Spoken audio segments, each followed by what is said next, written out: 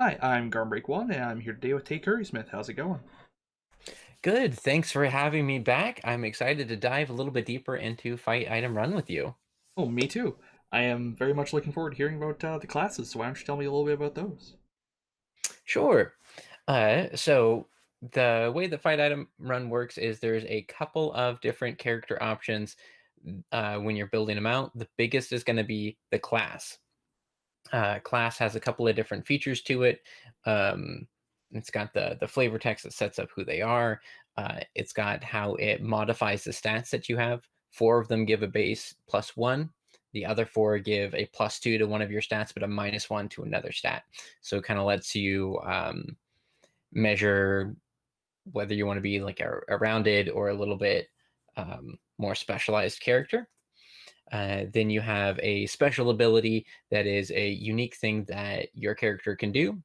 And then a combo plus ability, which is a unique thing that your character can do when you're executing a combo. And that's something that happens in the combat section. And then you have a secret.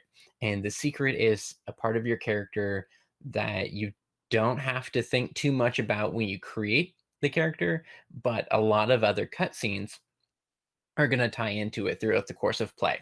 And it's a prompt that you can build on as you explore your history and how it relates to the history of the dungeon. So let's dive into them. I've got the Sentinel, which is a tactical guardian who navigates the battlefield with bravery and deftness. Their keen defenses can be counted on to keep their allies safe, or at least themselves safe. Um, and yeah, so they are going to be primarily defensive. They're the +1 to defense. They have their special ability deals with engagements. So engagements are the combat mechanic that you exchange more than damage. So harm and HP is a part of the combat, but most of your attacks are just going to be generating engagements. Once you get 3 engagements, you trade those in, execute a combo, and that's when you are delivering the big hits. Engagements represent, the characters being locked in combat. It's powered by the apocalypse, so what you'll see is on a 7 and above, that's a hit, so you'll get an engagement. On a 10 and above, that's like solid success, whereas 7, 8, and 9 is going to be a success with consequences. And what those consequences are here are um, you can choose to take your engagement, but your enemy gains an engagement on you, or you can choose to miss. So that choice becomes yours to make, but um, so like if you're kind of in a precarious situation, you might, hedge your bets, your character plays it safe, they back off a little bit and they miss, or if it's worthwhile, your character dives in and goes for that blow and takes that risk and gets that engagement on themselves. Right, so cashing in the engagement is basically your, like, and then you punch them in the guts and smack them in the face kind of moment. Yeah, yeah, that's when you deliver the blow that's gonna be real meaty. Otherwise, it's jumping back and forth, clinging blades, that sort of thing. Yeah. We have the Elementalist, which I talked a little bit about last time. They are a gifted maestro of magic, independent of any school of magic, which we can talk about later, whether by arcane teachings, abhorrent lineage, or fey or fell bargain.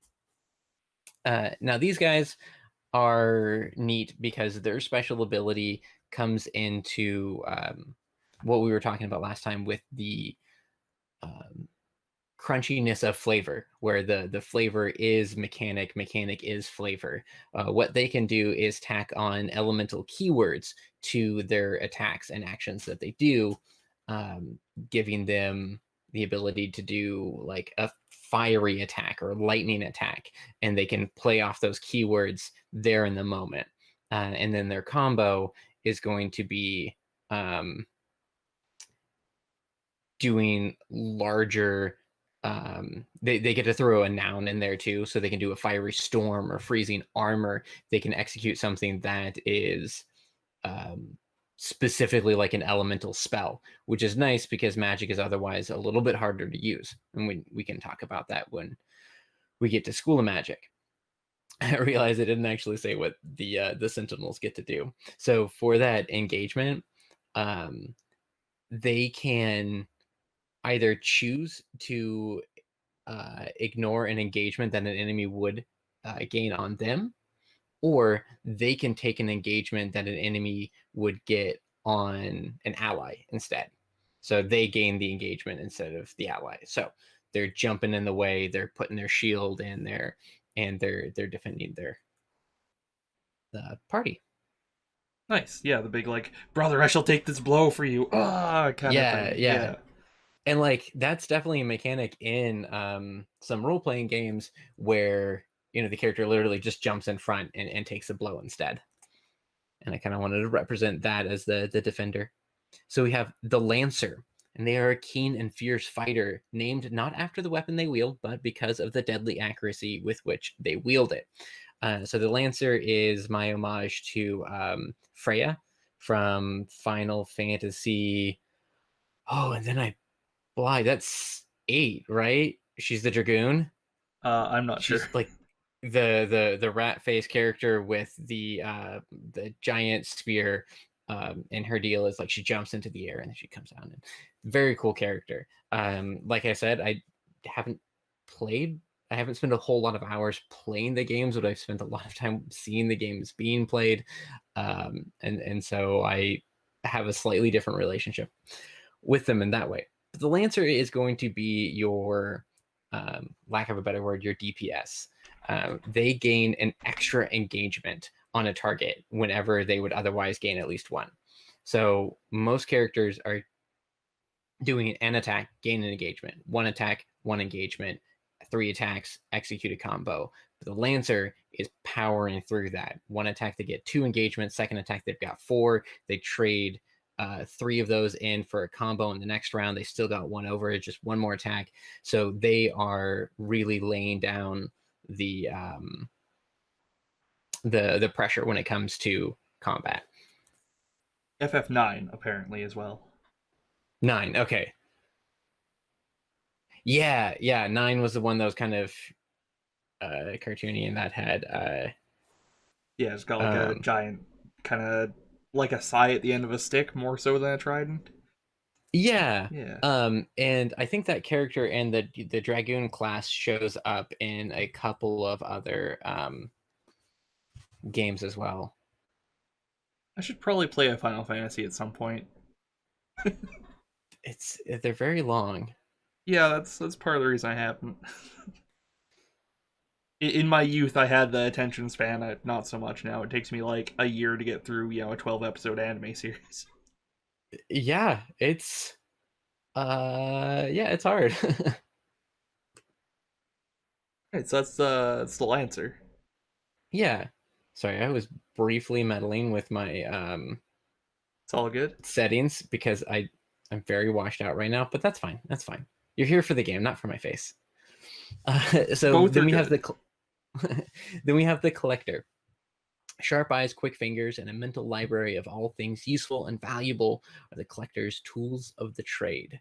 They're getting that bonus to ACC, so accuracy, and their ability kicks in whenever they would gain an item or gear. They get to gain 1 extra item or gear. And that's nice because your items are going to be things like your potions, or you can have like the Great Fang, which deals extra engagements, and then you have like the Goliath Fang, which is extra damage. Then you have neat like single use items. Beast Stone turns you into an animal form for briefly, or you've got the Confused Star that's going to make your enemies attack each other. So these are the single use effects. And they're going to be your kind of go-to currency for a lot of special abilities throughout the course of play. And then gear, of course, is the special unique items you gain when you do a draw item or draw action from a monster. And then you do the draw essence, you defeat the monster, and then you get a piece of gear out of it. So they're gaining these much faster. And if you have duplication, like with the gear, they can either pass it on to allies and help their allies equip a little bit faster, or they can break it down into what I call glow. And glow is this glowy particulate that is just infinitely stored without taking up space. You can just abbreviate it as G. So you break it down, you might have like 100 G, and then you can use that G to spend at traders or other things to purchase items. Right, kind of like Glimmer in the Destiny games, if you're familiar. Yeah, or like Gil, or like that sort of weird ethereal currency. Like you see it a lot in action RPGs where you defeat the enemy and there's these like little glowing bits, and you're like, what even is this? I don't know. It's I'm going to use it to magic. buy items later from a store because Or like this is the currency. the bit in Scott Pilgrim where he like punches a guy out and he turns into Louis. It's not even enough for bus Yeah, fare. yeah, yeah. Uh, and then I haven't talked about these guys' secrets. Yes, I'll do tell me that. the secrets. Okay, so the secret for the collector is the collector knows of a special bounty to be found in the dungeon. So at the start of the game, you know that you know of a special bounty there, but it's a secret, so you're not really talking about it, and it's okay that it's not going to be established among your fellow players or even in your own self. But when you get those 5 misses, when you get a 6 or less, it's a miss, and then from there you mark it on your character sheet under the little secret thing, and then once that gets to 5, you have this character backstory reveal moment where you get to have a little cutscene where you talk about how what is relevant and happening here is relevant to yourself, your secret, and the dungeon, and allows you to take a little bit of creative liberties. And this is where some of the story building comes in. And the neat thing about it is, since it's triggered by misses, and every 5th miss, you don't really get a whole lot of control when it happens. So you're just like, maybe you're attacking an enemy, you're searching for clues, and then that's the moment that triggers your thought. So maybe you're attacking a monster and you miss, and that action is gonna be what brings up that thought, memory, goal you have of this bounty that's hidden in um, in the dungeon somewhere. So you take that moment, combat pauses, and your character reveals something about it. And these reveals can be anywhere from a single throwaway line of like, "Dang it, get out of my way! There are things more important in here that I have to get." So a line of dialogue that implies that like there's something more important for you. Or you can take that moment and say, we flash back to my character as a young child, and seeing this character's mother going off to battle, and they have a giant sword. And just looking at this sword with absolute awe and adoration, and knowing that that sword is hidden somewhere down, and seeing your mom fight with this awesome sword was what inspired you to be a soldier or a fighter in the first place, or a collector, you're looking for items. It can tie into that um, aspect of it. It can be that deep, it can be that involved, or it could just be like that line of dialogue. Right. And once you get those 5, it resets, it starts counting again. So you can build every time it happens. You've established something little, so you can build it a little bit further about how it's relevant, why it's relevant, and where to go from there. All right. So what's the advantage of triggering it multiple times? Like what's to stop me from just going like, oh yeah, I know where the heart of the mountain is, or something like that? Um, so when you say triggering it multiple times, um, like what is the payoff that of having it reset and like recount up again? Exactly. Yeah. Yeah, so the idea behind that is you're gonna do a lot of rolls, you're gonna miss a lot, and it's something that's going to just happen throughout the course of play.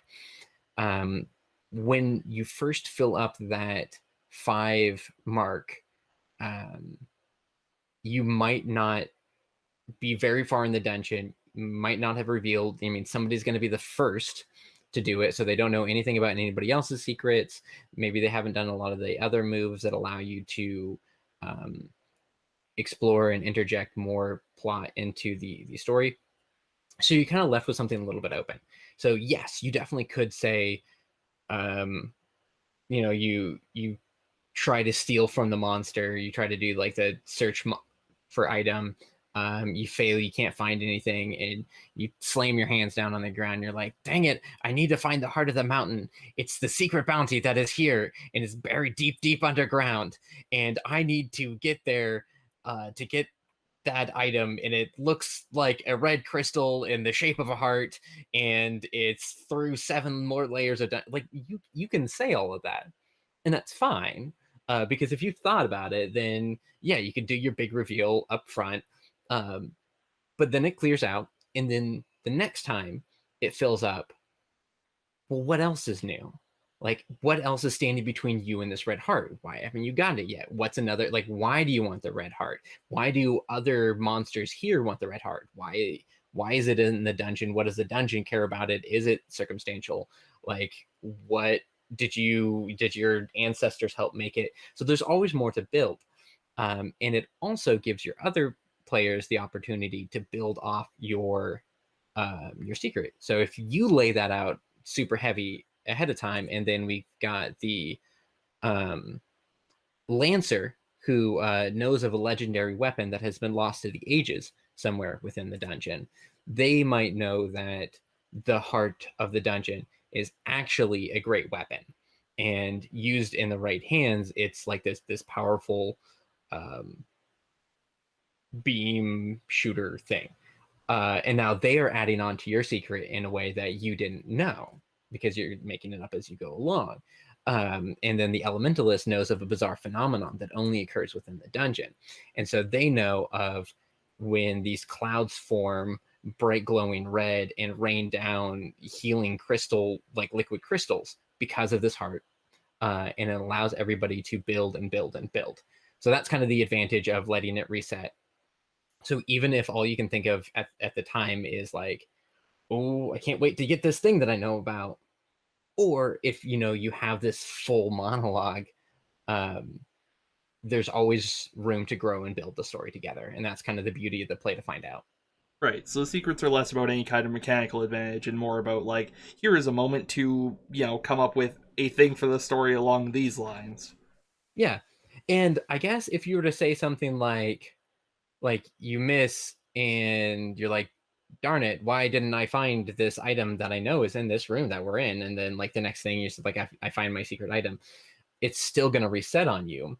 So if you said that, like, I found my thing, you still have to talk about your thing. So even if you're walking around the entire rest of the dungeon carrying around the heart of the mountain in your pocket, why is it still relevant? And why are you still here? Um, so like, yeah, if you try to skip ahead, you're just, I think, creating a more difficult story for yourself, but that can still be fun and rewarding. I mean, I'm here because it shoots beams, and Yeah, beams should be shot at monsters. That is their yeah. purpose. So those are the classes that each give the plus ones. And then next we have the Swordbreaker, which is a brutal master of weaponry, if a bit reckless with their tools. What they lack in finesse, they more than make up for in force. So they have +2 to their damage and -1 to their accuracy. So they're taking penalties to doing things like quickly pulling items from their inventory. They are having a harder time searching for clues. They have a little bit less of that acuity, but they have got um, a much bigger hit, and that's going to carry through in their ability to build engagements, their ability to deliver damage in a combo, and the amount of damage that their burst drive deals. And the burst drive is like the limit break that measures up, measures up, measures up, and then unleashes a big attack. And does Third, every class have one of those? A burst oh drive? yeah, yeah. Yeah. So the burst drive is a mechanic that all characters have in combat, and it's just a countdown timer that starts when you make your first attack in combat. So you make your first attack in combat, you roll 2 dice, and you keep the one that's higher, and then you just tick that down by 1 at the start of each subsequent round. And once it reaches 0, you unleash your burst drive, and that's like a few points of um, damage. So that just circumvents the engagement building stage and just lets you like shoot a laser that fills the screen, or lets you, pull the meteors from the sky, or lets you suplex the train. Hell yeah. Yeah. And that one's cool because it lets the heavy hitters still be heavy hitters. So you still have lancers that are going to be delivering heavy damage, but it also lets characters that might be disadvantaged when it comes to combat still get a cool move if they choose to attack. I mean, they can also just choose to spend the whole battle looking for items and drawing magic from monsters and doing stuff like that, and that's totally fine, especially if you have like a sentinel and a lancer covering your butt. But the burst drive mechanic puts kind of a more actionable pace to the combat as well, and it gives you something to strategize around, in terms of, in like 2 turns from now, I'm going to drop something big. So get your draw magics out ahead of time, because I'm going to clear the floor here. Right, yeah, because you can't, pull weapons out of the corpses of dead things. Yeah. Cool. Yeah. Yeah, so that's something that everybody has, and then having a higher damage score is going to mean that your burst drive is a bit punchier. And they know of a truly unique beast that lives in the dungeon, which kind of like, say they miss an attack fighting a monster, they can say that this monster is like a much smaller version of the beast, and maybe the master of the dungeon who is orchestrating everything has somehow cloned this beast, has captured and cloned the beast, and that's what this variety of monster is. So that's something where they can invent part of what the big bad's plan might be. And part of the philosophy here is, if it hasn't been established in play yet, it's not technically canon. So as the DM, the instinct might be to like have your entire plot all worked out. But if you haven't explicitly said the big bad at the end of this is a lich who is planning to summon an army of skeletons, and the players along the way are discovering other things and introducing other elements, then they might change it a little bit so that it's still revealed to be a lich, but there are other factors of this plan, because everybody gets to write the story together. Right. Plus, if you say that the monster you're fighting is a smaller version of the big unique thing at the end, then you can Mhm. reuse the same sprite, double the size, and change the palette, and you're set. Yes, yeah. And actually, since monster generation is based off of traits, like each region that you're in has 5 unique traits and then large. Um, and so you can roll unique monsters, but if this monster has this trait and that monster has this trait, they're just going to be the same model, right? You can give them like different flavor things, but like it's like, yes, I'm fighting 3 fire wolves. Yeah, they're just the fire wolves, and then like this one has large, so it's just a bigger fire wolf. I Uh, I deeply appreciate that, like, at almost every step in here you have some like very specific elements of old school like JRPGs and platformers woven right into it. It's really a joy. yeah, yeah, and I and that's the thing where like I feel like if I were to faithfully recreate one of these games, I would give you a big exhaustive list of all the different monsters and what their like different move behaviors are, and then you can choose to use that monster again and again and again. But my philosophy kind of came more from recreating the feeling and the experience of these sorts of things. So it's less important how many plus ones or what the exact AI behavior of the firewolf is, just that any given battle might have 1 to 3 firewolves in it. And that felt like the more fun direction to go in terms of design. Right. It's about creating the feeling of a JRPG or platformer as opposed to a Yeah, specific one. yeah. And then we have the Trip Shadow, which is a master of silent movement and the art of disappearing. The Trip Shadow wields dark arts for unrivaled stealth. This unique practice comes at the cost of other magical aptitude. So they've got a bonus to their def score, DEF, and a penalty to their special, um, which means that uh, when the big thing that defense comes in is going to be that escaping, it's going to be moving around. One of the cool things that they have, their special ability, is when they choose to disengage from combat, which is the run part of fight item run, right? When a combat gets too tough, you disengage from combat and you are now fleeing, which is essentially your character's animation is the run animation facing the opposite direction. And once all the characters are fleeing, then you can exit the combat and you go into recovery mode. Recovery mode is the other phase of play where it's like long-term downtime actions.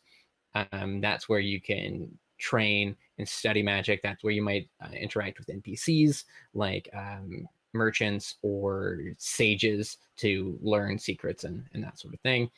Um, when these guys disengage from combat, they can choose to take somebody else with them.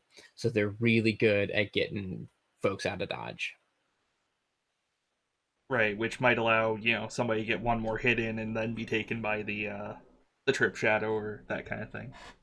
Yeah.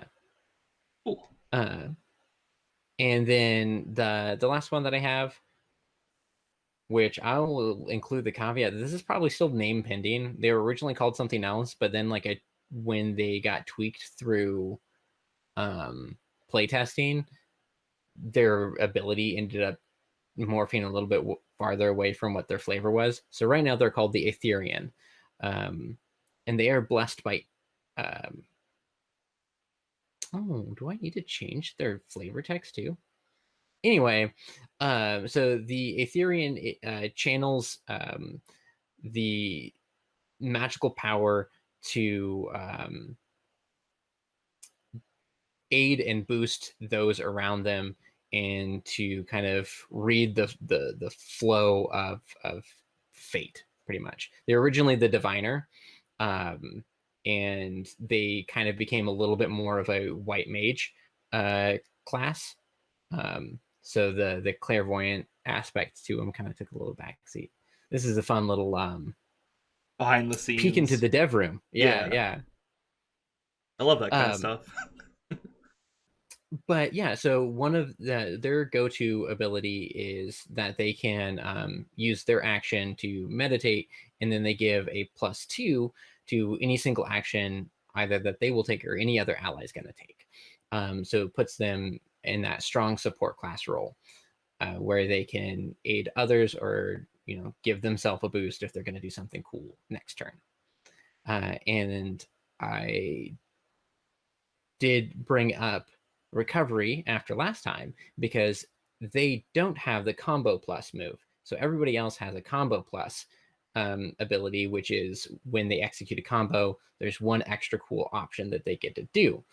What the Etherean has is a recovery plus move, which means that in the recovery phase, they can take an additional downtime action, which can be kind of significant, especially if they have a school of magic or if they need to heal themselves and others.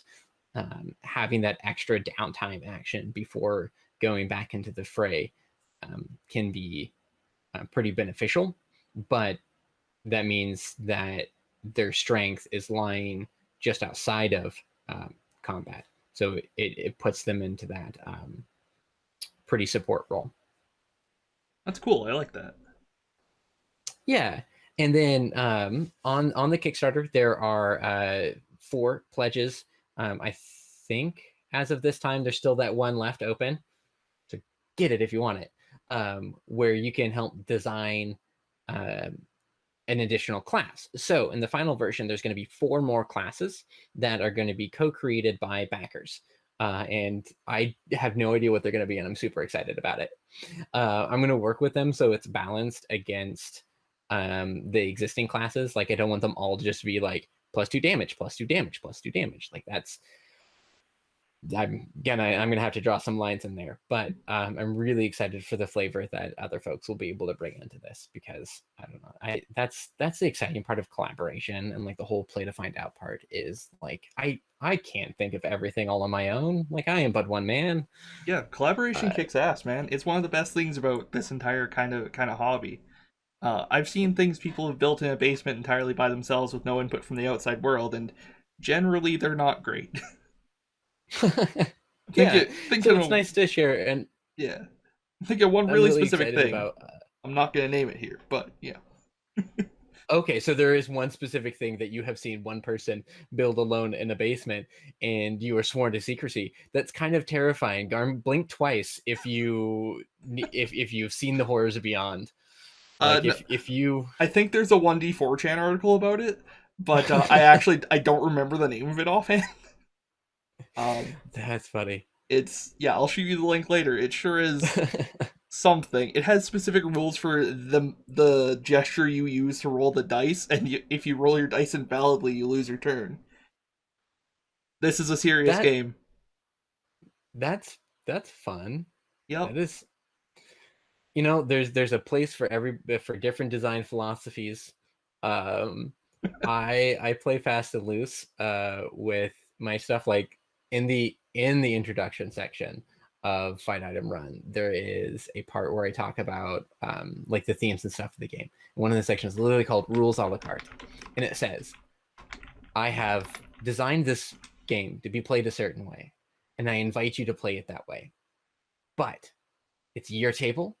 If you want to change things, if you want to look through this game and think that these classes are actually going to be better material, you pull them out and you turn them into playbooks for like Monster of the Week, to do like a fantasy themed Monster of the Week because you like that system better. Cool, do it. Like, if you're playing this and you think it's dumb that the Archsmith has a minus. Oh, did I even talk about the Archsmith? I didn't. Let's go back. That the Archsmith has a -1 to defense and not damage. Change it. I mean, I'm not going to stop you. I don't know about that. Like, follow your fun. I thought we were Do only at 7, but I wasn't gonna correct you. I thought I missed one. Nope, nope, that was me. And that's because I scrolled too aggressively. All right. Classic So mistake. so if this was a course of play, what I could do is use a cutscene move. And there are minor cutscene abilities that anybody has access to. And one of them is rewind, where you get to go, or no, it's called flashback, where you get to go back and contextualize something that might otherwise be missing. And you can be like, remember in this last room, like this, and this happened? Right, Yeah. I'll have to put your explanation of the Archsmith in black and white just for effect. Yes. Yeah. um, so the Archsmith is a highly skilled and efficient artisan. The Archsmith is capable of fashioning their opponents into wondrous equipment. The reliance on gear, however, makes the Archsmith otherwise less capable of defending themselves. So their special ability is soul forging, and they can draw magic from any given opponent multiple times. Every other character can only do the draw magic for an opponent once, and then they have to wait until it's defeated. But the Archsmith can just keep drawing from the same opponent, and during their combo, they also get the ability to collect on their draws immediately, even if the opponent isn't defeated. Now, this is going to come especially in handy when you're fighting like mini bosses or like full bosses, because there are boss mechanics where bosses are stronger monsters that have narrative things, and yes, they do escape at the end, but you do get a chance to actually beat them for real. And there's rules for how to pace that out. But like, if you're struggling against the fight at hand, being able to clear out and gain those that gear right there in the moment, that's access to new special abilities right there in the moment related to the monsters that you're fighting right then and there, that could be just the upper hand that you need to finish that battle. Nice. And that's the Archsmith. And then we return to the present tense. Yes. Uh, yeah. So those are the 8 current classes. We get to unlock 4 more once the Kickstarter's over. I'm super excited to see what those are. I'm hoping people pack up all of their favorite homages, and like I don't know. I have a lot of fun making tiny dumb little references throughout the course of this game, and I'm really excited for people to bring in their own tiny dumb little references. It is a game lovingly built around that in the best way, and I appreciate that. Yeah. All right. So on top of your class, of course, you have other augments to your stats. You get to choose to put a couple more points into your stats as you see fit. So you can be a collector who's actually still pretty good at fighting, or you can be a collector who's just super good at collecting. um, you can kind of change the flavor a little bit there. And then of course the gear that you have from the monsters that you defeat, and then the techniques, which are kind of evolutions of your class abilities that you get from beating a boss for good. um, and that kind of comes from my love of the mechanic of like Mega Man, beat the boss, get the boss's weapon, or like Devil May Cry. I love Devil May Cry. Um, I'm gonna share the story because it's very short and dumb. Um, Devil May Cry was one of the like first games that like I owned um, as a child, because like I didn't own any of my own stuff. But my oldest brother made a bet with me that like we had to clean the room in the living room. We had to like clean the house or something like that. And he's like, if you do this instead of I do this, then I will give you this video game. And I was like, well, you're just gonna give me this video game? Like, obviously, this is a bad game that you don't like. And he's like, no, no, no, it's really cool. Like, you get to be a demon and stuff and fly around and shoot lightning. I'm like, that sounds dope. I've been playing like Spyro up until now. Like, let's do this.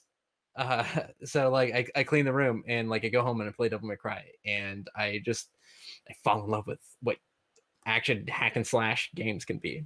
And that was um, but that's something that's always been true through the game, where like you beat the boss is like ice Cerberus, so you get the 3-pronged nunchuck that has ice powers, right? You beat the punchy demon, you get the fire gauntlets.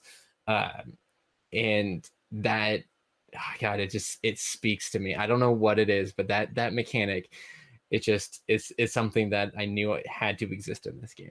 The best So when you beat, description. Oh, sorry, oh, go go ahead. ahead. I was gonna say the best description of Devil May Cry I've ever heard is Devil May Cry is full of things that you don't want to admit are cool, but are actually super freaking cool.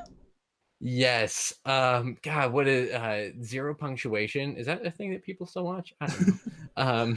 I used to be super into it for a while. Described it as like you put a scorpion and a tarantula in a jar and watch them fight while you play Slipknot, and then you dump gummy bears on the winner. Like, yeah, Yeah, yeah, like it's got the sword that you rev up to make it more powerful, man. Like it's yes. beautiful.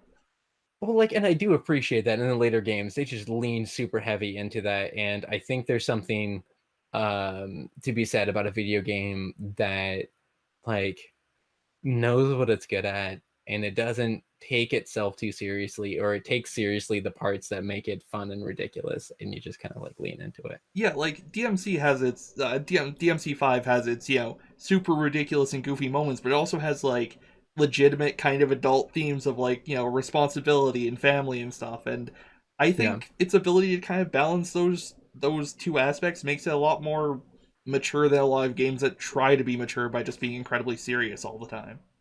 Yeah. And it also ages its character. Yeah, Like Dante's grown up, and that's weird. Dante's like 800 years old now. Yeah, They've given him increasingly more stubble as the games go along. homeless grandpa Dante, I believe. Yeah, Yes. I'm here for it. Um, yeah, so your different class abilities get to evolve as you beat other stuff. And so there's ways that your characters kind of evolve in flavor and ability. Um, and then one of the other pretty significant mechanics of the game, which I'm realizing that I need to emphasize pretty heavily in the Kickstarter because I haven't really talked about them yet. Um, and like, they're the schools of magic, and the game even talks about like, hey, if you're new to this game or like new to games or like you don't have a ton of time, maybe don't start out with the schools of magic, because they add a whole nother like axis of cool things that you can do. Um, you can either set it up so like everybody's in the same school, and you're all traveling together. You can have it so each person's from a different school. There's also specific rules for people who choose to be like a non-practitioner of magic. So if you have the school system in place but somebody doesn't want to buy into it, they still can get this extra mechanic that they add on as a non-practitioner. Because I think it's cool that it's like the punch magic, right? Yeah. Where the barbarian still has to be good at punch, in a special fun way, So what even though are it's not magic. yeah. Yeah. So what are the schools of magic then? I'm glad you asked. uh, so the schools of magic are alchemy, starting with a fresh and approachable one. Is it is okay. So first, I'm going to back up a little bit. The main way that you interact with your school of magic is during the recovery phase. You can take the action study magic, and that allows you to kind of um, interact with and develop your magic long term in kind of a sustainable way. And each school does it a little bit different. And then each school also gives you a thing that you can do in combat. So for alchemy, what you can do during the recovery phase is combine different items. So those consumable items like potions and poisons and stuff, you can combine them to make single-use spells that are much more powerful than the items on their own. And so there is this chart that there are 5 different genres of item. There is heal, harm, buff, effect, hinder. And there's a chart here that says if you use a buff item, you can make the barrier spell. If you use a heal item and a harm item, you can do the vampire drain spell. So you get to mix and match these items to queue up these other special spells in a unique way, so that during combat you can execute these unique magic abilities that you kind of have to pre-build ahead of time, and it kind of puts you into this mindset where you're collecting different items and you're like, okay, I gotta get a heal item so I can do the healing rain spell later on. And I was like, no, I can't spend this now, because once we get to recovery I can mix it and it'll be good. And this and that's in general, or is this the alchemist specifically now? This is just the alchemist. Okay. So the alchemist, being in the alchemy school of magic, has this completely unique mechanic of combining items into magic spells that they can use later. And then, of course, the schools of magic come with drawbacks. Their deal is when they make these combinations, or when they mess up with items, even just using regular items, whenever they do a miss, a part of their body starts to transform. And while it is not inherently bad, it can never be used in a good way. And the DM is always invited to say, like, that weird horn that grew out of your head when you're messing around with the Great Fang? Yeah, it snags on the door as you're walking by, and it allows the DM to pick on you a little bit. But they are there is also an ability to heal those long-term effects. But I like things that change characters over time, like physically substantially change a character over time. So there's different options there. Yeah. So that's the alchemist. I like that a ton. Then there is the fell heart. And then the fell heart is the least formalized of the school. It's less of a school and more of a dark and bloodthirsty voice that whispers to you inside your head and tells you to kill. Of course, the monsters in Fight Item Run we've established are not living, breathing, or not sentient, sapient creatures. They don't have emotional intelligence. You can't like bond with them and ride them around as your friend. They are monsters. Um, this school, when you listen to the Fellheart and you defeat an enemy, you get to ask these leading questions, and these questions are inspired by that Powered by the Apocalypse leading question format for moves. So there are things like, what is a present foe's weakness or resistance? What is a present foe's special strengths? What around me is the source of the most danger? So those are some of the questions you get to start out with. Now, when you study magic in your downtime, you get to write your own questions that you can add to that list. And so when you're in the moment, you can go back and refer to those questions that you have written for yourself so you can learn the new information. That's going to come in to play when you have developed certain things about the story that becomes relevant. So maybe you establish that a dark sorcerer has been experimenting with necromagic, and so you want a question of like, is this monster or like how is this monster fueled by necromagic? It allows you to interact more specifically with the plot and flavor that in a plot specific way. And of course, they can always ask this question: Fell Heart, will you lend me your strength? And the Fell Heart always says yes. And it just transforms the character into whatever they need to act on like the information they have been given. So it's kind of like, hey, what's this monster's weakness? It's like, well, it's got real tough skin, so like slashing, bashing, none of that's going to work super well. And you're like, all right, Fellheart, will you lend me your strength? And like, sure, let's turn your hand into spikes. And then you can do the puncture thing. I like your punching animation there. Yeah. I was thinking jar of acid, but that works too. Jar of acid works too. Yeah, maybe like it makes your mouth open up super wide and you spit acid. Hell yeah. It allows you to transform. And so again, this is where the school gets to introduce like this whole new mechanic of asking questions, building this list of questions that you maintain. And it does put a lot of onus on the player who chooses to be in the School of Magic. There are also rules for introducing schools of magic later on into play, and like how to go about becoming one of like a disciple of the Fellheart or an alchemist, in case you want to like start without them, and then after a couple of sessions one of your players been reading the book and they're like, hey, this Fellheart thing sounds kind of cool and it fits with my character. Can we arrange that like I do the thing where a grizzled and mysterious warrior sits alone in a chamber the party expected to be full of monsters, her eyes flaming red and her breath eerily calm. She terrifies the party except for one who understands. They wordlessly shake hands, spar, and after a crushing defeat, this disciple begins having visions which eventually reveal themselves to be the secrets of battle. The mysterious warrior is never seen again. The Fell Heart is awoken from within, but is never comfortable or easy to adjust to. So like that's a setup for how you go about joining this school, but the Fellheart is the most relaxed of it. Right. You don't apply and submit your magical SAT scores. Yeah. That might be more appropriate for the cartograncers. So cartogramancy is a word that does look awkward to see on a page. I mean, it's map magic. And I think yes, it's map magic. Mapgic, if you will. This is something I will. Happily I will.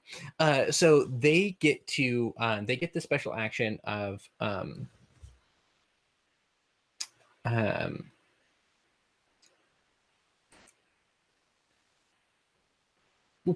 okay, so they have a couple abilities, and they kind of have this special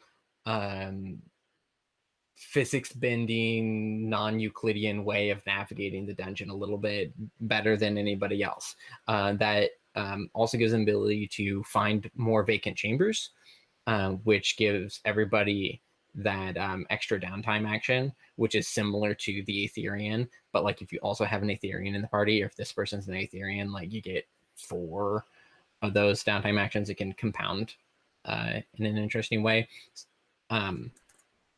But they also get to chart the dungeon, and that allows them to set specific themes and specific genre of things that they might encounter somewhere along the way. So it's you get to kind of collaborate with the DM in a moment to say like, hey, this is how the next part of the dungeon is going to unfold. So it is the most hands-on meta tool to shape the immediate course of play. Of course, their deal is they might wander, and when they wander, they leave the chamber. They leave the party, and once the party goes into the next chamber, the cartogramancer has rejoined the party, but an indiscriminate amount of time has passed, and weird things have happened to the cartogramancer when they have wandered. They have seen things from the beyond, and it has goofed with their head, and they have memories of things that may never have happened. It's kind of like when you wake up from a really vivid dream, and you're like, remember when we had that conversation about like how kittens should be able to drive? And you're like, that didn't happen. And you're like, oh no, it didn't. Yeah. But I made such good points. Yeah, like then we have catch summoning. So this is your summoner class. And well, let me just tell you about catch summoners. When they get engagements in battle, they may choose to, instead of execute a combo, they can catch a monster, in which case they essentially capture a duplicate essence of that monster. And then they can store it. Now they all store it in different ways, whether it's like an illustration in a book, or in like a small ball that they can carry with them, and then maybe the ball gets a little bit bigger. Some sort of dye-colored spheroid. Yeah, something like that. And when they're in their downtime, and so once they have caught a monster, they can later unleash the monster to do a special attack for them, and then it goes back. And unfortunately, these monsters are not your friends. They are still monsters. But during their downtime, they get to combine monsters of similar level to make them stronger monsters. And this is my impassioned love letter to Digimon, to Pokemon, and to those terrible gacha games that I love to play on my phone, where you like have the card and you get all those duplicate cards. It's like, well, if I combine these ones and I feed this one to this one, then it becomes a 5-star monster. Yeah, we got some Shin Megami Tensei going on here. Monster Rancher, all the whole thing. Yeah. Yes. And so this is another one of those schools where you have this entire, like, I think the word count for catch summoners is probably like the length of maybe like half the classes combined, right? Just to kind of show you the mechanics. But like it gives you this entire system that you get to play with, where you get to collect monsters, combine them, create new monsters, unleash them, and it kind of comes from these really, really interesting and elaborate mechanics that you get to see in RPGs and modern RPGs as well, where you get like sphere grid systems, or like in Skyrim, the constellations, where you go through and you're going to like level up this way, and it allows you to build and mix match, and like what materia do I want to equip where. And I think you can have a lot of fun with these games without ever getting super into like what the optimum build is. But if you want to spend that extra time and you want to dig in and you want to like max out, you want to get level 99 on all of your materia, so that when you use like everything altogether it's just like the optimum, or it's like that specific experience that you're going for, it is all there for you. It is there waiting for you to explore and have fun with in the way that you're looking for. Nice. Yeah, as Uh, somebody who played MOBAs back in the day, I have spent enough time build optimizing. Yeah, well, like, and that's the thing too with a game like this. There is not the build optimizing in the way that you might see with a game that has an exhaustive list of items that exist in the world and powers that you can mix and match. And like I used to play like some of the earliest role playing games that I played were World of Darkness, so like Changeling, Vampire, stuff like that. And you could absolutely go through those books and you say like, okay, so if I'm this type of character with these stats and with this magic and these items, and I get this fighting style, I can roll 20 dice. Yes. I once min-maxed a character to be able to run so fast he could run across water. Um, was it was useful exactly once. Exactly once. And I think the GM bent the rules for me anyway, because I said like, but my speed is 60. And he says like, well, speed doesn't really matter because when you're running, you're gonna roll this stat. And I looked at him. I was like, but my speed. He said, okay. Um, so like, no, you can't optimize in that very specific way where you calculate that your character can run like 100 plus miles per hour or something. I don't. But you can optimize in a way that you get to grow and gain all these unique special abilities, and then you get to interpret how those special abilities can combine and interact with each other. And the neat thing about it is it's all plot relevant because it's stuff that you gain throughout the course of the plot. It's not just the stuff that you found in that one chapter of the supplemental book that the GM told you not to read because it's not canon, but you read it anyway. And you're like, well, if we do this, we can make it canon. Yeah. Sounds like you've had some experiences with D&D 3.5 as well. Yes. DM, can I have some Incarnum items? No. The quick anecdote. My first time playing D&D was actually running D&D. And I think fourth edition had like just come out or something like that. And I was running it for a group of people. And two of the people had never played D&D or really any other. No, I don't know. Maybe we played other role-playing games. Never played D&D before. One of them swore up and down by 3.5, loved 3.5. 3.5 was the way to go. The other one loved 4, swore by 4. Fourth edition was the way to go. And they both knew way more about those respective systems than I did. So I was like put in this weird position of playing like a hybrid 3.75. Like I wanted to do 3.5, but there was some cool stuff in 4, and like it didn't make sense to me why they couldn't also combine. But like I didn't know the system well enough, and these two very strong personalities knew their systems, and it didn't last for very long. Shocking. That sounds like hell.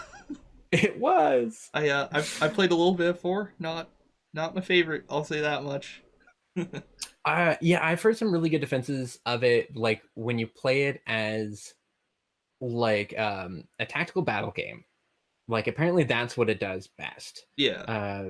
And they definitely went a different direction with 5, and I prefer 5th edition because I think they finally started taking in some narrative cues for some of that modern cinematic storytelling that the Yeah. kids are doing. My main issue with 4th was like I kept getting kind of dragged in for like one-off rolls in one of our campaigns, and I'd look at my sheet and I'm like, Okay. so which one of these attacks has hit this with my sword? And the DM would be like, like 5 of them, but like all in different ways, and I'm like, okay, okay. There was a online character sheet builder tool for 4 when it first came out, that I remember getting and having a lot of fun with. I had like zero context for how the game worked or played. I just like would build characters, which says a lot about how I interact with a lot of games. but I did figure out that, or like I did, one of the characters that I made was a warforged druid who could take an animal form. So I made Beast Wars. Nice. He was a transformer, and I was proud of that. God, I All love right, Beast so there's Wars. one more school. There is that's setting appropriate, right? There is one more school, which is the Bazaar of Dreams. And the Bazaar of Dreams is a place that you visit in your dreams, and then you become a merchant of the Bazaar of Dreams. Um, and when you are in combat, you can um, essentially steal and give dreams and nightmares and visions, and allows you to get visions of things to come, as well as it can you can put your enemies to sleep. You can gain information about the enemies and about the area. It's like this surreal information barter system, and it also has sleep magic. Um, Slightly more esoteric than the previous examples. yeah, well, like, yeah, and that's what I wanted each one to bring in. And like each one has its own, like, they're called schools of magic, but like they're all very different beasts from each other. So like the fell heart is just like this terrible thing inside of you that tells you like how to better fight things. Where alchemy is this very practiced science of like you might, it like even implies that like this item plus this item does equal this spell. That you could do like this item plus two more of these items, and well, who knows what could happen. So it invites you to experiment in that way, but it's all very like Systematized. uh yeah, like Golden Order, the hermetic, the Golden Hermetic Order, or like John Dee stuff, where it's all very like mapped and chart. And then there's the actual maps and charts people. So I just kind of wanted to bring a different flavor to each one. Then, as I mentioned, there are the non-practitioners in magic, um, and they have a passion, which they just define a concept or belief or action that like drives them and holds their deep um, like interest and kind of like core of who they are. And when they do the study magic, it gives them rerolls. Is that what I did? I'm sorry. This is the part where Oh, it's all I good, man. prepared for everything up until this moment. Oh yeah, yeah. They so once per chamber, and the chambers are like the different rooms that you go to into. When you're acting on your passion, you may treat your move as if it was a +10 or a 10 plus. So just like straight up success. You're like, I'm acting on my passion, free success. I get it. And then sometime in the next chamber, um, the DM has a list of consequences that they get to inflict on you. So it's something where it you can tie in something that's important to your character to give them this extra sort of mechanical advantage. It's a lot more straightforward, but it's still like a cool, fun thing that you can build if you feel like this person, like I'm in a party with a Pokemon master, a like mad alchemist, and this guy who walks through dreams to learn things from the beyond. I kind of want something. uh, Yeah, so those are some of the chunkier um, options for what you can do with characters. Classes is going to be the launching off point. It is the seed that's going to continue to grow as with your character as you play. And then the schools of magic are things that you can start out in or you can grow into, but they're going to bring in a whole different mechanical system and flavor that can help shape things moving forward, as well as just give you a unique experience from maybe last time you played. I really like the way that that's split into two distinct things, the schools of magic and the classes. Mm-hmm. It leaves nice options open later for possible expansions like adding disciplines of science or something. Yeah, yeah, and I think that idea of and that's what really excites me too. Like, I was always super big into homebrew, so like I'm really excited to see if people hack this up and homebrew their own schools of magic. Like that'll be super cool. Or it could be something where they're looking at it and it's like, oh, what if I simplify this and make it like a class version of this? Or they see the archsmith as somebody who crafts gear, and so they want to develop a whole school of magic around this concept of crafting gear and items and building. Because like, sorry, I just had this realization that this game does not have a distinct crafting system, and it's healthier for me that it doesn't, and that's not something that it needs. But like, it's one of those things like, I could build a crafting system. Powered by the Apocalypse is not the engine for that, unfortunately. No. But like, and I guess that's kind of what alchemy is, because alchemy is like healing item plus this item lets you build this thing. But Yeah. Use every tool for its intended purpose. Powered by the Apocalypse is not the one for this. yeah. Good call. That's a healthier call, at least for me. Yeah, I spent a lot of time looking at different systems and trying to figure out what's good for what, and I think I've learned one or two things. Somebody below is going to link me to like a really intricate and well done crafting based game for Powered by the Apocalypse or something, and I'm gonna be sad. But I hope so. If they do, send that link to me. Of course, like, no, I'm hearing you, and I'm hearing the words that you're saying, and I understand on a logical and reasonable level that you are right. But the fell heart terrible, in the back of your mind, yeah. Yeah, the gremlin designer in me is like, yes, but I want to make it now. I want to make Powered by the Apocalypse crafting game. Have you ever played? All right, I'll put a special thanks in there for you if I do. I appreciate it. My legacy is going to be like weird special thanks notes on the back of so many indie games. Have you ever played Weave by Mina Isles, by the way? I don't think so. Like WEEB? WEAVE, like weaving. Weave. Oh, okay. Okay, I thought it was like Weeaboo, like anime inspired. And No, like, that's I all feel the like I other would have things. heard of that one. That's all the other things I play. Yeah. Yeah, that's just big eye, small mouth.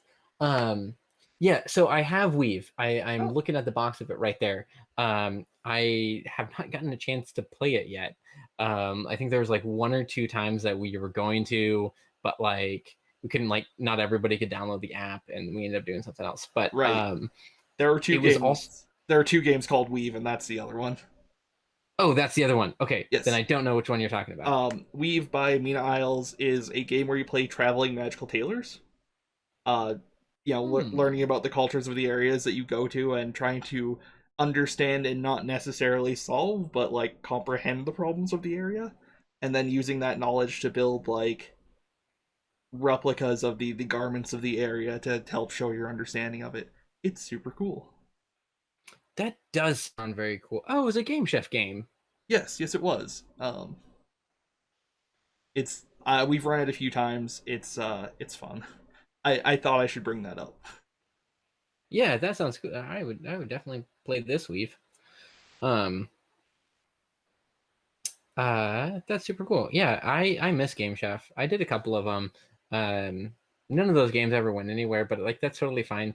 It is such a fun opportunity to design and experiment with like elements that you wouldn't normally think to interact with, and yeah, there's absolutely something to be said for like constraints breeding creativity. Yes. Yeah. Well, I believe that covers all 8 classes and 5 schools of magic. Was I counting that right? That sounds right.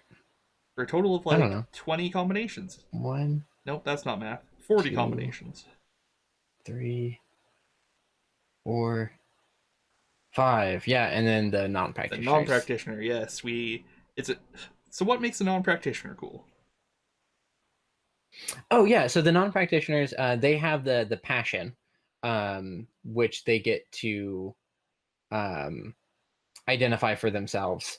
And oh yeah, I have the note that it is limited by the setting. So if your passion is being a hacker, that you might have to pick another one if it's actually set in like Victorian England. Doesn't make sense. Unless you have some real cool like cyberpunk steampunk stuff going on, in which case let me know about your campaign because I am into it. The that allows them to get that free success moving forward. Now, even if you're not in a school, and even if you're not a non-practitioner of magic, you still have the study magic ability available to you as a downtime action during recovery, and you can use that to do like an interesting supernatural feat, something that you kind of lets you preload a couple of actions that allows you to do something beyond your regular ability when you are next in combat. And the way that kind of works is, I really like those moments where you're just like, I really want to do this cool thing. I loaded a magic. I'm going to use this magic to do this cool thing that the rules otherwise wouldn't allow me to do. I'm like, yeah, let's do it. Like running So across water because your speed is 60. yeah. And I think having rules built in to let you break the other rules is just something that's it's the type of mischief that I'm very proud of in game design. I like the word mischief. Uh, Um, somebody I know who designs Kaizo hacks. I don't know if you're familiar. Um, really hard Super Mario World hacks. Uh, oh yeah, One of her okay, go-to phrases is "Trolls are out, mischief is in" for describing her design philosophy. I like it. Yeah, no, I like that. If she makes really hard Super Mario hacks, I will probably never play them because I am bad at regular video games. Um, but it sounds very cool. Me too. I just watch. I watch a guy play them Yeah, like 4 hours a night, damn near every night. that's cool. Um, It's actually the community this shirt's from, kinda. oh, cool. Yeah. I Uh, I know a lot of people there. I spend a lot of time there. it sounds like is it like a hacking like a mod community or I hang out on the like streaming side of it more often, but like okay, cool. the a lot of the people who make the ROM hacks also stream. So Yeah, that's super cool. And like, there's one person I talk to a ton who does a lot of custom like assembly programming for it. Like, there's some wild stuff out there. Like, people have yeah, those ported Mega Man and Donkey Kong enemies into it and stuff like that, and it's nuts. that's so cool. Yeah, that is very beyond my world and my realm of expertise. But it sounds like a very cool group of people to know. They are they are mostly pretty excellent, yeah. But yeah, I this is a hell of a game. I admit I was somewhat skeptical of how well this was all going to come together, but like, you have woven all of these things very intricately into like one solid product, which I am thrilled to see. Yeah, and like that's something that's definitely it's to talk about my mischief, my deliberate mischief, it and the idea of disparate pieces. Um, there is there are puzzles where if you're in a chamber, like there are monsters in the chamber, or there can be puzzles. There can also be puzzles. There can be puzzles instead of monsters. There can be puzzles and monsters. Um, and I start the puzzle chapter with not every chamber needs monsters, despite what some other rules in this book might have you believe. And I just wanted to include things like that in the game where it is rules a la carte. It is a vibe of a playing experience that has all of the structure, everything, all the specific finite rules to play it a certain way, or that certain way, or this certain way. Because I think the player experience of it is going to be so specific and so unique. And I don't know how many times, like I've sat down to play a game where the GM just has to announce all the house rules that they're doing for this system. Or like how many times have you played D&D where like, okay, but we're not going to do inventory tracking and I don't care about spell components. Or like we're going to do this, but this whole like travel system, we're not going to worry about it. Not going to worry about it. I just really wanted to be upfront and acknowledge that this is how we play games. We play games on easy mode when we want to play them on easy mode. We hack the heck out of them and make super hard Mario levels where you fight Donkey Kong bosses and stuff like that, because that's what we want to get out of that experience. And I just kind of want to invite people to say, like, play the game like that, because that's how we play games. And I think I would like to think that it still has its coherency, and it still has its central theme, and it still has its core of what it is. Absolutely. Also, I never track inventory or spell components ever. I Yeah. should, but I don't. Well, there's a game for it. Yeah. There's a campaign for it where, like, you can sit down and you're going to be like, this is a hardcore survival mode. Like, we are playing Fallout on survival mode, where you actually have to eat food and collect your resources and stuff. Yeah, like on some And that's, level, I'm sorry, go ahead. I was just gonna say, yeah, it's a completely valid way to play. Yeah, like on some level, I'm super interested in like those really intricate systems, but then when I actually sit down at the table, I'm just like, yeah, nah. I'm not gonna make you track every individual gold. I'm not going to figure out the prices of ale in this particular region at this time of year, even though I have the resources at hand to probably figure that out. Yeah, I mean, yeah, if I didn't also have to work and eat and sleep, I'd be totally for it. I mean, I've read entire books on the subject matter. Grain into Gold, really good. Um, but yeah, I think that covers the deep dive into the character creation mechanics. Do you have anything else you'd like to bring up while you're here? I don't know if I said this last time, but that's a dangerous question. I feel like I've already had this go on a little bit longer than maybe you intended it to go on. No, just thank you so much for having me again. I know after the last conversation, or the last interview, you're like, I think we only talked about two classes, and I was like, yeah. Did you want?